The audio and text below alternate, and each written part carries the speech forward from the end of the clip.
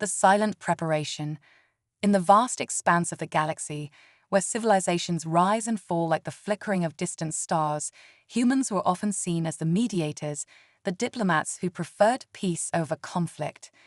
Their reputation as soft-hearted peacemakers was widespread, and many alien species believed that humanity's strength lay solely in their words. But this perception was about to be challenged. On the edge of known space, deep within a concealed asteroid belt, humanity had been quietly preparing. A secret military force had been built in silence, hidden from the prying eyes of the galaxy.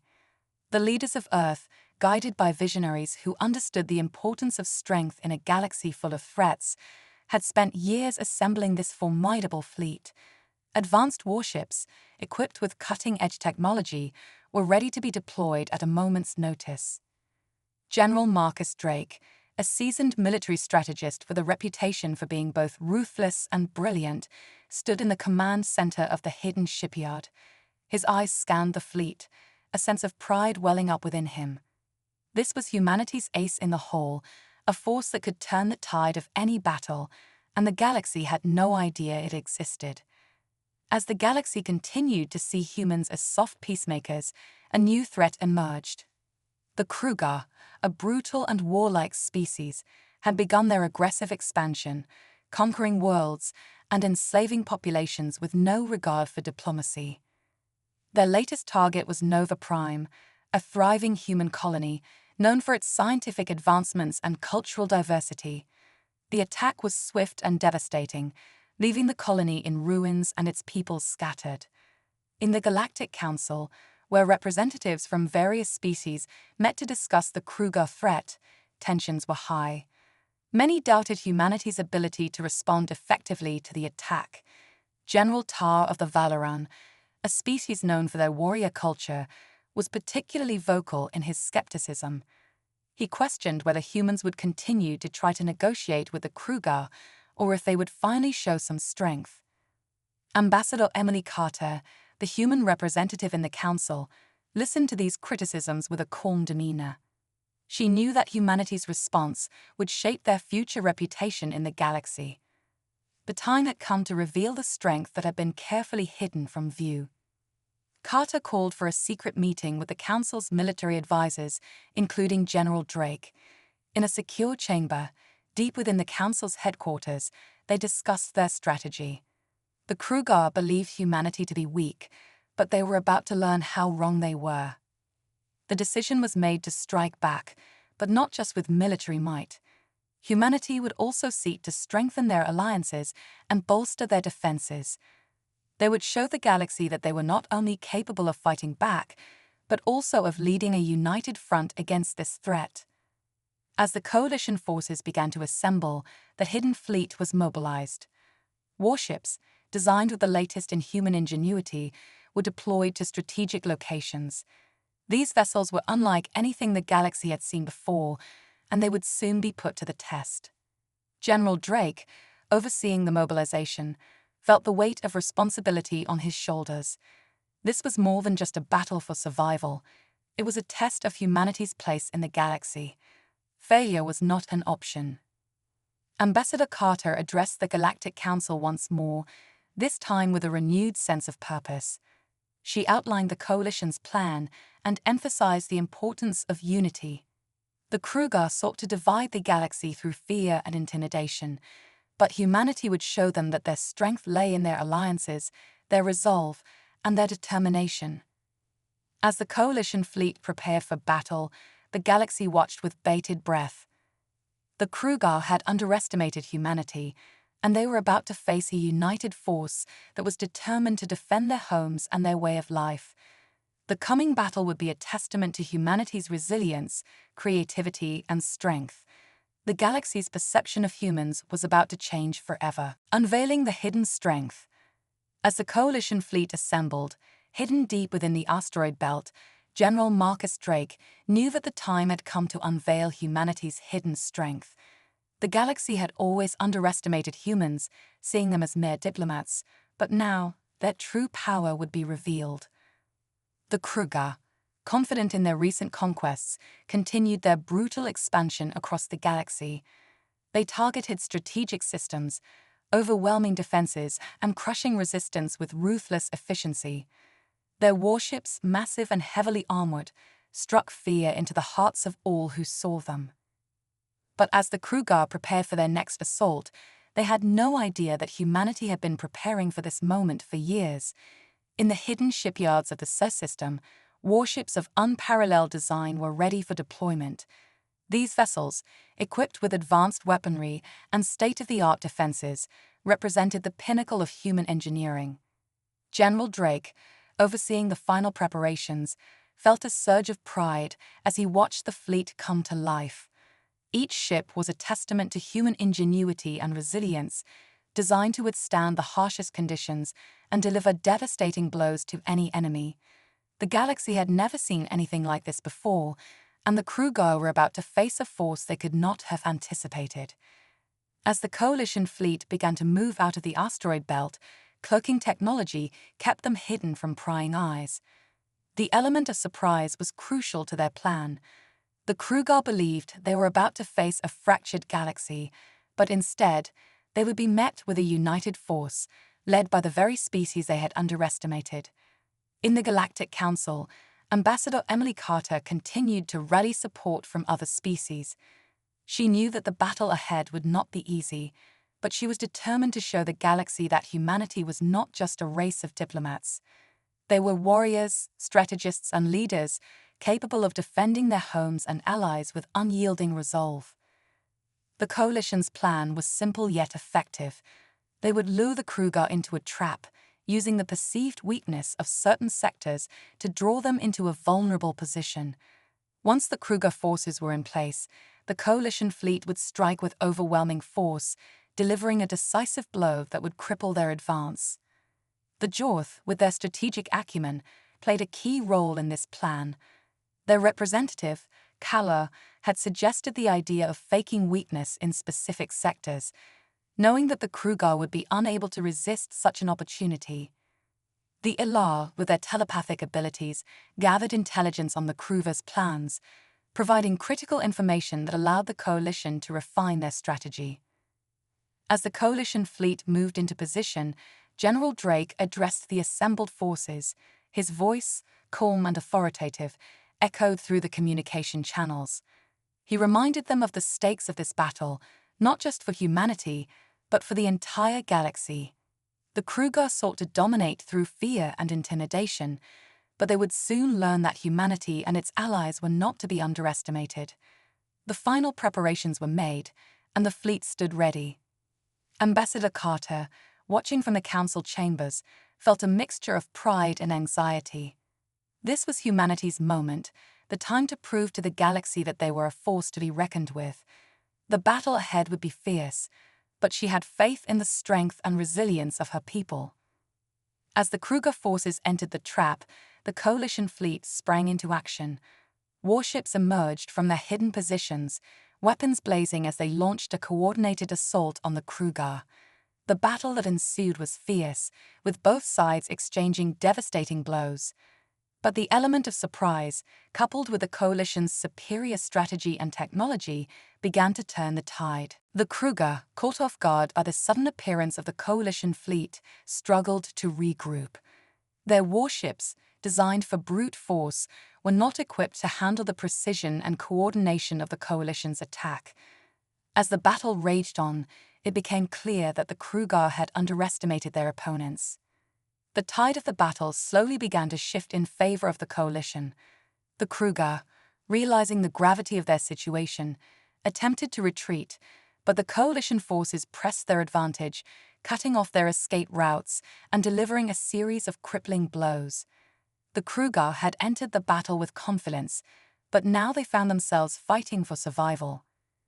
As the battle drew to a close, the Coalition fleet emerged victorious. The Krugar forces were in disarray, their once unstoppable advance brought to a grinding halt. The galaxy had witnessed the true strength of humanity, and the perception of humans as soft peacemakers was shattered. They were not just negotiators, they were warriors, capable of defending their homes and allies with unyielding resolve. The battle had been won, but the war was far from over. The Krugar would undoubtedly regroup and attempt to strike back, but humanity and its allies were prepared. The galaxy had seen what they were capable of, and now they would stand united against any threat that emerged. As the coalition forces returned to their respective homeworlds, the galaxy buzzed with news of the battle. The Krugar, once feared as an unstoppable force, had been humbled by a united coalition led by humanity. The galaxy's perception of humans had changed, and with it, the balance of power in the galaxy. Ambassador Carter, reflecting on the events of the past few weeks, knew that the challenges ahead would be great, but she was confident in humanity's ability to rise to the occasion. The galaxy had underestimated them, but now they knew the truth. Humanity was a force to be reckoned with, and they would continue to defend their homes, their allies, and their way of life with courage, strategy, and an indomitable spirit. The aftermath of victory. The coalition's triumph over the Krugar sent shockwaves throughout the galaxy. News of the battle spread quickly, with many species re-evaluating their views on humanity. The once overlooked diplomats had proven themselves as formidable warriors, capable of rallying allies and delivering crushing blows to even the most feared adversaries.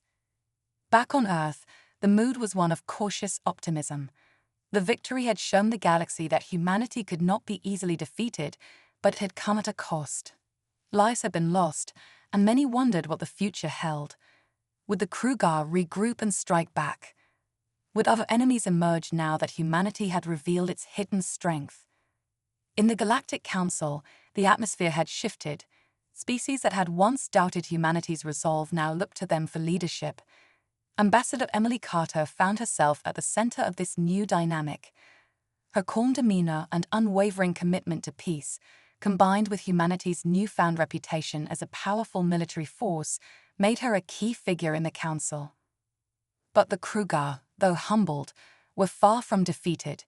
In the dark corners of their empire, plans were already being laid for a counterattack.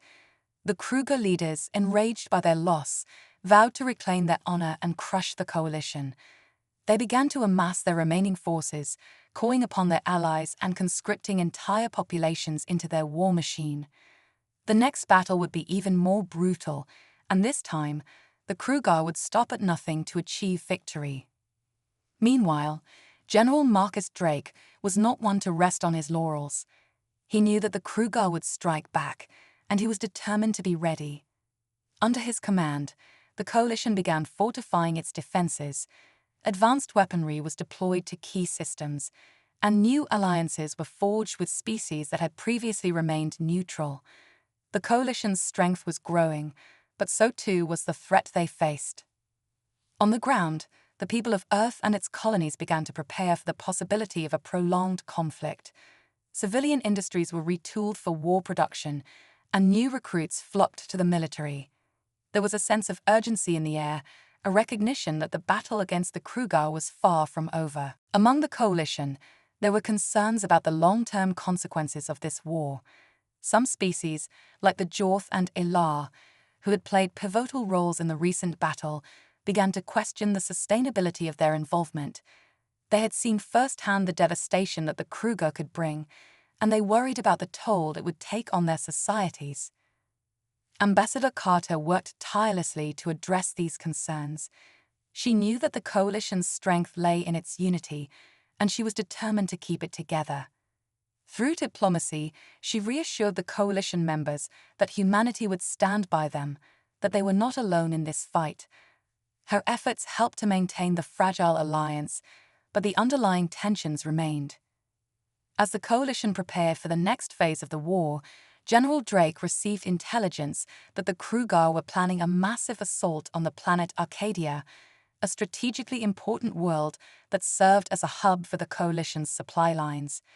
If Arcadia fell, it would cripple the coalition's ability to resist the Krugar advance.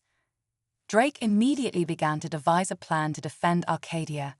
He knew that the battle would be fierce, and that the coalition would need to throw everything they had into the defense of the planet.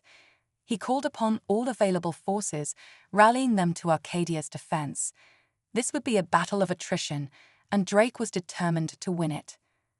The people of Arcadia, aware of the impending attack, prepared themselves for the worst. Evacuations were ordered for civilians, but many chose to stay and fight, determined to defend their home. The planet's cities were fortified, and the coalition forces dug in, ready to resist the Krugar onslaught. As the Krugar fleet approached Arcadia, the tension was palpable. The coalition forces, outnumbered and outgunned, knew that they were facing a formidable enemy, but they also knew that they were fighting for something greater than themselves. They were fighting for their homes, their families, and the future of the galaxy. The battle for Arcadia began with a thunderous assault as the Krugar fleet unleashed its full might upon the planet. The coalition forces responded with a coordinated defense, utilizing every weapon at their disposal. The skies above Arcadia were filled with the fire of battle as warships clashed and fighters engaged in dogfights. On the ground, the people of Arcadia fought with determination and courage. They knew that the fate of the planet rested on their shoulders, and they were prepared to give everything to defend it. Soldiers and civilians alike took up arms, forming a united front against the Krugar invaders. As the battle raged on, it became clear that the coalition forces were holding their ground. The Krugar, despite their superior numbers, were unable to break through the coalition's defenses. The determination and resilience of the defenders, combined with the strategic brilliance of General Drake, began to turn the tide of the battle. But the Krugar were not easily defeated. As the battle dragged on, they began to deploy more desperate tactics, launching suicide attacks and using chemical weapons in a last-ditch effort to break the coalition's will. The defenders of Arcadia, though battered and bruised, held their ground, refusing to give in to the Krugar's brutality. In the end, the coalition emerged victorious once again. The Krugar fleet was shattered, and their forces on the ground were decimated. The battle for Arcadia had been won, but at a great cost. The planet was left scarred, its cities in ruins, and its people grieving for the lives lost. As the smoke cleared and the survivors began to pick up the pieces, General Drake and Ambassador Carter knew that the war was far from over. The Krugar had been dealt a severe blow, but they would not stop until they had either achieved victory or been utterly destroyed.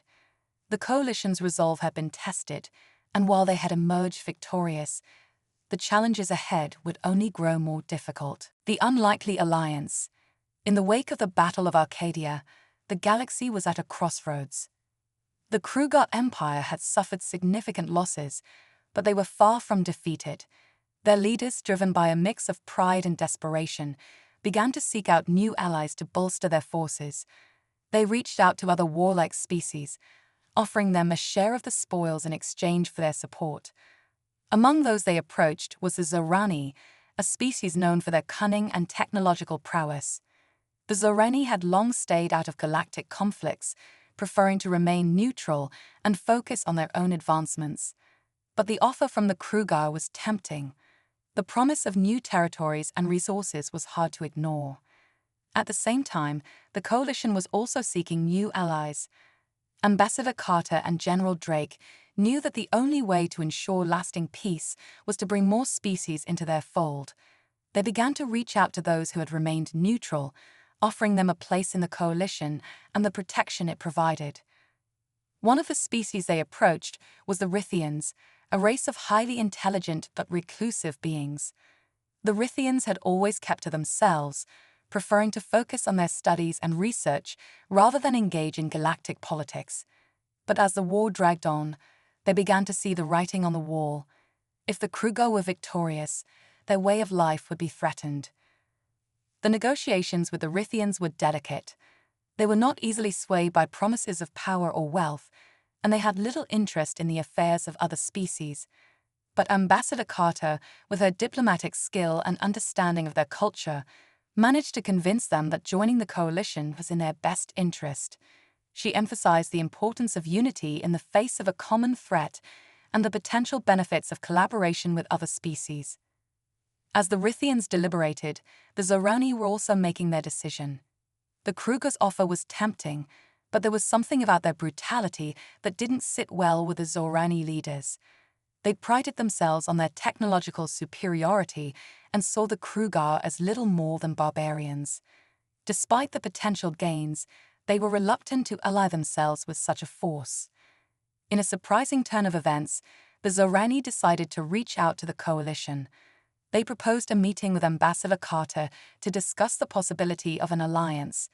This was a significant development, as the Zorani were known for their aloofness and distrust of other species. The fact that they were willing to even consider an alliance was a testament to the changing tides of the war.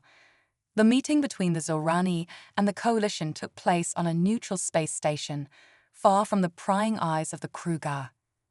Ambassador Carter, accompanied by a small team of diplomats and military advisors, met with the Zorani delegation in a secure chamber. The atmosphere was tense, as both sides knew that the outcome of this meeting could significantly impact the course of the war. The Zorani, represented by their chief technologist, Silaris, were cautious but open to discussion. They were impressed by humanity's recent victories and intrigued by the coalition's ability to unite such a diverse array of species. But they were also wary, knowing that an alliance with the coalition would make them a target for the Krugar. Ambassador Carter, ever the skilled diplomat, presented a compelling case for why the Zorani should join the coalition. She spoke of the shared values between their species, the importance of standing up to tyranny, and the potential for technological collaboration that could benefit all members of the coalition. She also offered assurances that the coalition would provide support and protection to the Zorani in the event of a Krugar attack. Solaris listened carefully, weighing the risks and benefits. The Zorani were a proud people, and they did not make decisions lightly. But as the discussion progressed, it became clear that they were leaning towards joining the coalition. The allure of new technological partnerships and the opportunity to stand against the Krugar's tyranny were too enticing to pass up. After several hours of negotiation, the Zorani delegation agreed to a provisional alliance with the coalition. They would provide advanced technology and support in exchange for protection and a say in the coalition's strategic decisions. The agreement was a major victory for the coalition, as the Zorani's technological expertise would be invaluable in the battles to come. With the Rithians and the Zorani now on board, the coalition was stronger than ever. But the war was far from over. The Krugar, aware of the growing alliance against them, began to prepare for their most ambitious campaign yet. They would not go down without a fight, and they were willing to do whatever it took to achieve victory. As the galaxy braced for the next phase of the conflict, the members of the coalition knew that they would need to rely on each other more than ever. The bonds that had been forged in the heat of battle would be tested in ways they could not yet imagine. But with humanity at the helm, the coalition was determined to face whatever challenges lay ahead. The tide turns. The galaxy watched as the coalition continued to grow stronger, bringing new allies into its fold. The inclusion of the Zorani, with their advanced technology, and the Rithians, with their vast knowledge, was a game-changer. The Krugar Empire, once the undisputed military power, now faced a coalition of species united by a common goal: to protect their homes and ensure the survival of their civilizations. On Earth, General Marcus Drake and Ambassador Emily Carter worked tirelessly to coordinate the coalition's efforts. They knew that the Krugar would not take these new alliances lightly and would likely launch a massive counteroffensive. Preparations were made on all fronts, with new strategies devised, supply lines fortified, and forces mobilized. The Krugar, enraged by their recent defeats, were determined to crush the coalition once and for all. They began to amass their forces for a decisive strike, targeting multiple key systems simultaneously in an effort to overwhelm the coalition's defenses. This strategy, known as the Krugar Blitz, was designed to spread the coalition thin and force them into a position where they could not defend all their assets at once. The coalition's intelligence networks, bolstered by the Zorani's advanced surveillance technology, detected the Krugar's preparations early. General Drake, recognizing the magnitude of the threat, called for an emergency war council. Representatives from all coalition members gathered to discuss their response. "We face a critical moment," General Drake addressed the council. The Kruger are preparing to launch a coordinated assault on multiple fronts. Their goal is to divide us, to stretch our defenses until they break. But we have the advantage of knowing their plan. If we act decisively, we can turn their strategy against them. Ambassador Carter added, "We must show the Kruger that their tactics will not work. We are stronger together, and we will not be divided. Our response must be unified and precise." The council agreed on a bold plan. Instead of merely defending against the Kruger attacks, the coalition would launch a counteroffensive. They would strike at the Kruger's supply lines and key command centers, disrupting their ability to coordinate the blitz. It was a risky strategy, but one that could cripple the Kruger's war effort if successful. The coalition forces, now bolstered by the Zorani and Rithians, prepared for the coming battle. Fleets were positioned at strategic points, ready to intercept the Kruger forces. Ground troops were mobilized, and defensive fortifications were reinforced. The people of the coalition knew that this battle could determine the fate of the galaxy. As the Kruger fleet launched its blitz, they were met with fierce resistance. The coalition forces, anticipating their moves, were ready and waiting. In space, massive battles erupted as fleets clashed, with ships exchanging volleys of energy blasts and missiles. The skies were lit up with the fire of war as both sides fought with everything they had. On the ground, coalition troops faced wave after wave of Kruger soldiers. The fighting was brutal, with every inch of ground contested fiercely. The Kruger, known for their ferocity in battle, found themselves matched by the determination and resolve of the coalition defenders. The Zorani's advanced weaponry and the Rithians' strategic insights played a crucial role in holding the line. But the true turning point came when the coalition's counteroffensive struck at the heart of the Kruger's war effort. Elite strike teams, composed of soldiers from multiple coalition species, launched daring raids on Kruger supply depots and command centers. These teams, using a combination of stealth and precision, managed to cripple the Kruger's logistics, cutting off their supply lines and leaving their forces stranded and vulnerable. The impact was immediate. Without the necessary supplies and reinforcements, the Kruger forces began to falter. Their blitz, which had been intended to crush the coalition, was now unraveling. Desperation set in among the Kruger commanders as they struggled to maintain control of their forces. In a final, desperate bid to salvage their campaign, the Kruger launched an all-out assault on the planet Viridia, a world of significant strategic importance to the coalition. The battle for Viridia would be the largest and most intense of the war, with both sides pouring everything they had into the fight. As the Kruger fleet descended upon Viridia, they were met by a massive coalition armada. The space battle that followed was nothing short of epic, with ships of all sizes engaging in a chaotic melee. Amidst the chaos, the coalition's flagship, the Eternal Resolve, led by General Drake himself, spearheaded the defense. On the surface of Viridia, the battle was just as fierce. Coalition troops, supported by Zorani technology and Rithian tactics, fought bravely against the Kruger invaders. The cities of Viridia became battlegrounds, with every street and building contested. Civilians took up arms alongside the soldiers, determined to protect their home. Despite the overwhelming odds, the coalition forces held their ground. The Kruger, though powerful, were outmaneuvered at every turn.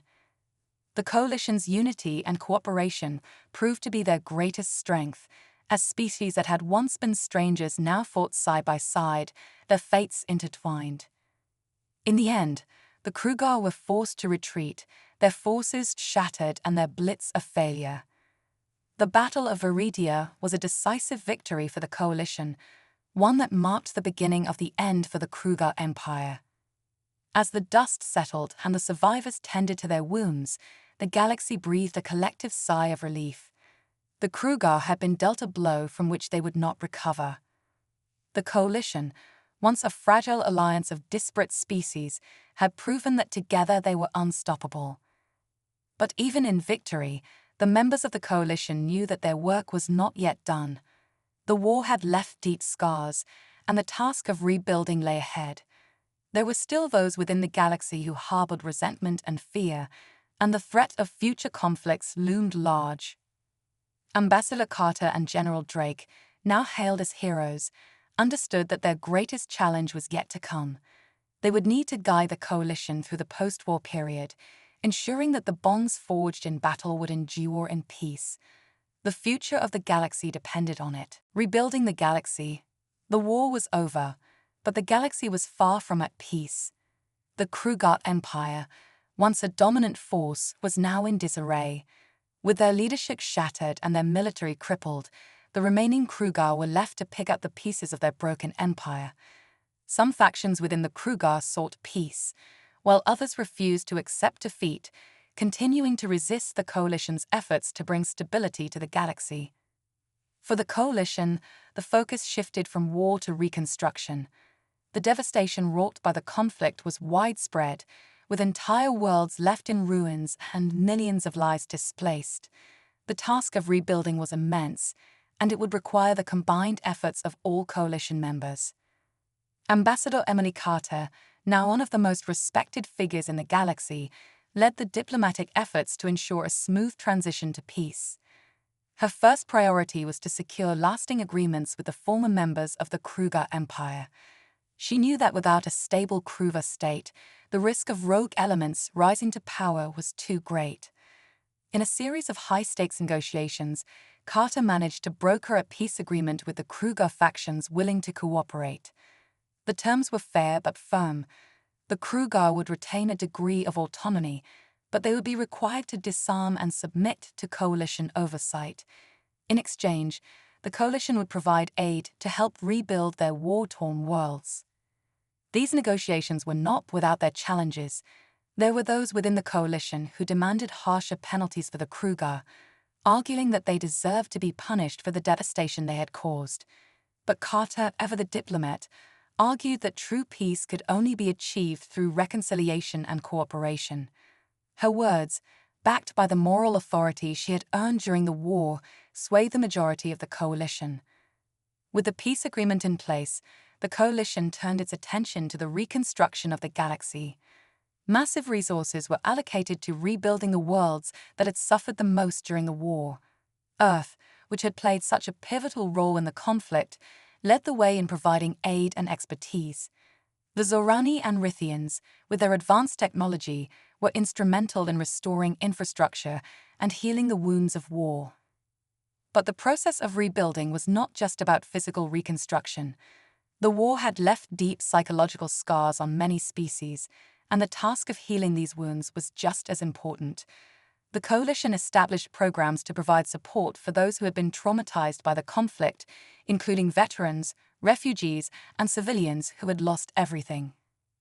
One of the most ambitious initiatives was the creation of the Galactic Peace Academy, an institution dedicated to promoting understanding and cooperation among the galaxy's species.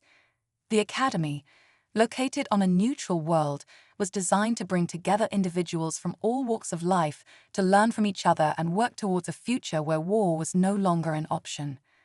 General Marcus Drake, who had led the coalition to victory, took on a new role as the Academy's first chancellor. He believed that the key to preventing future conflicts lay in education and mutual understanding.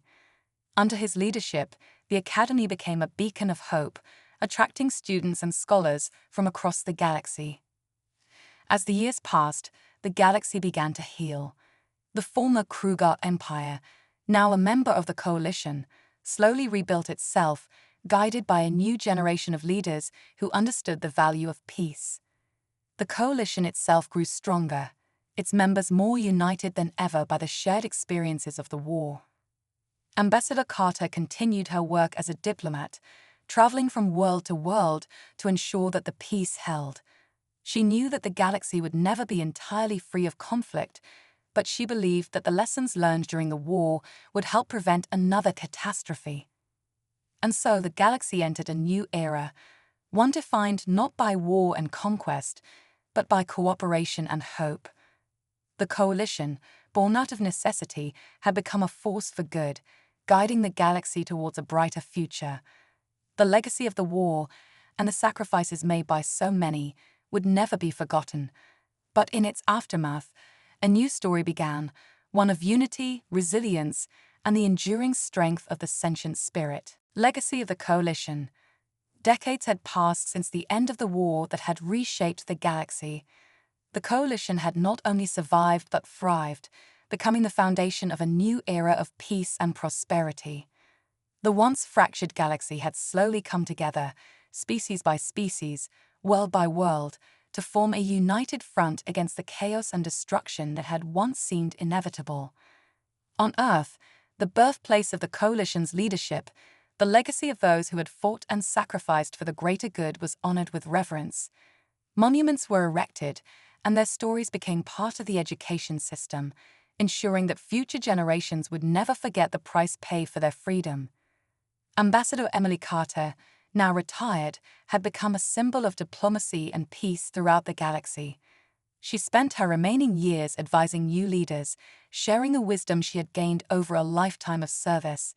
Her influence was felt in every corner of the Coalition, and her name became synonymous with the values of cooperation and understanding. General Marcus Drake, after serving as Chancellor of the Galactic Peace Academy, eventually stepped down to allow a new generation to take the helm. Under his guidance, the Academy had grown into one of the most respected institutions in the galaxy, producing leaders, diplomats, and scholars who would go on to shape the future. Drake lived out his final years in quiet reflection, content in the knowledge that his efforts had helped secure a lasting peace. The Kruger Empire, once the galaxy's greatest threat, had transformed into a peaceful and prosperous member of the Coalition. The new generation of Kruger leaders had learned from the mistakes of their predecessors, embracing cooperation and mutual respect over conquest and domination. The Kruger people, too, had changed. Their once militaristic society now focused on rebuilding and contributing to the greater good. As the galaxy continued to heal, new challenges arose.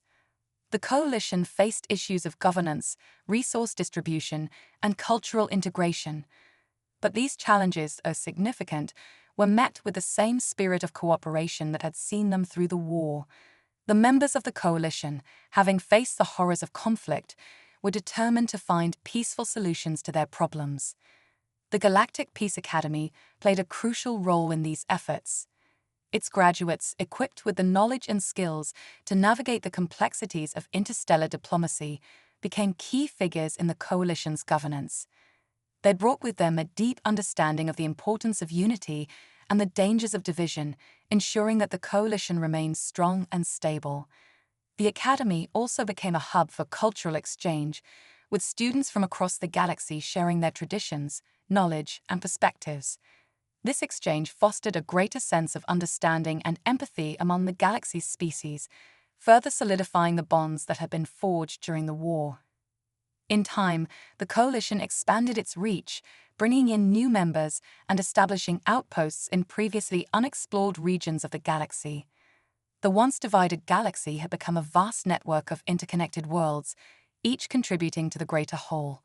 Trade flourished, technology advanced, and the quality of life improved for countless beings. But perhaps the most enduring legacy of the Coalition was the sense of shared identity that had emerged among its members.